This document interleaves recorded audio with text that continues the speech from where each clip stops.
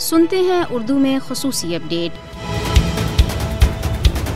ترکی کے صدر رجب طیب اردوان نے اقوام متحدہ میں ایک بار پھر مسئلہ کشمیر کو اجاگر کرتے ہوئے اس دیرینہ تنازع کو سلامتی کونسل کی قراردادوں کے مطابق مذاکرات کے ذریعے حل کرنے کے ترکی کے موقف کا اعادہ کیا ہے۔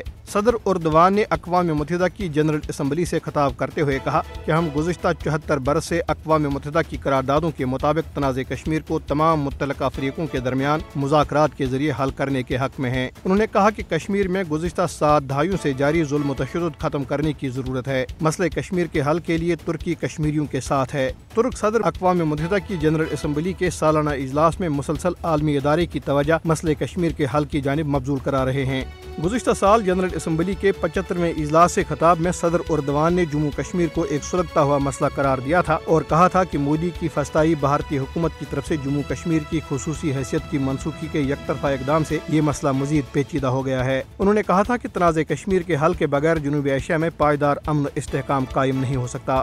2019 میں انہوں نے کہا تھا کہ اقوام متحدہ کی کئی قراردادوں کی منظوری کے باوجود تنازع کشمیر اب بھی حل طلب ہے۔ واشنگٹن میں قائم ورلڈ کشمیر اویئرنیس فورم کے سیکرٹری جنرل ڈاکٹر غلام نبی فائی اور ڈیموکریٹک فریڈم پارٹی کے قائم مقام چیئرمین محمود احمد ساگر نے اقوام متحدہ کی جنرل اسمبلی سے خطاب میں مسئلہ کشمیر کو اٹھانے پر ترک صدر رجب طیب اردوان کا شکریہ ادا کیا ہے۔ انہوں نے کہا کہ ترکی نے ہمیشہ کشمیر کاز کی حمایت کی ہے اور اس دیرینہ تنازع کو ہمیشہ تمام عالمی فورموں پر اجاگر کیا ہے۔ غیر قانونی طور پر بھارت کے زیر قبضہ جموں کشمیر کے قصبے بارامولہ میں بھارتی فوجیوں کی فائرنگ سے ایک کشمیری نوجوان زخمی ہو گیا۔ غیر قانونی طور پر بھارت کے زیر قبضہ جموں کشمیر میں بھارتی فوجیوں نے مختلف علاقوں میں تلاشی اور محاصرے کی کارروائیوں کے دوران کئی افراد کو گرفتار کر لیا۔ ادھر قابض حکام نے تحریک آزادی سے وابستگی کی بنا پر مزید 6 سرکاری ملازمین کو نوکری سے برطرف کر دیا۔ برطرف کیے جانے والے ملازمین میں 2 اساتذہ، 2 پولیس کانسٹیبل، محکمہ جنگلات کا ایک اعلیٰ افسر اور محکمہ روڈز اینڈ بلڈنگز کا ایک ملازم شامل ہے۔ بھارتی حکام نے مقبوضہ جموں کشمیر میں اپنے جنگی جرائم سے بیرونی دنیا کو بے خبر رکھنے کے لیے کئی صحافیوں، انسانی حقوق کے کارکنوں اور ماہرین تعلیم کے بیرونی ملک سفر پر پابندی عائد کر دی ہے۔ 22 صحافیوں سمیت 43 افراد پر جموں کشمیر اور بھارت سے باہر سفر کرنے پر پابندی عائد کی گئی ہے۔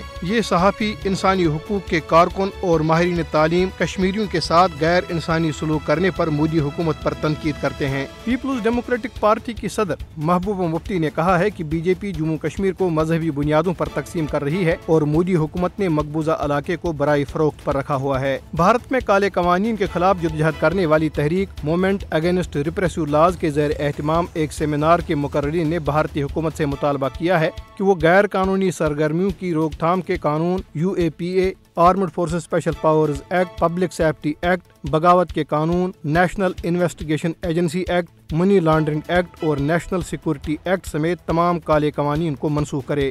خصوصی اپڈیٹ ختم ہوا۔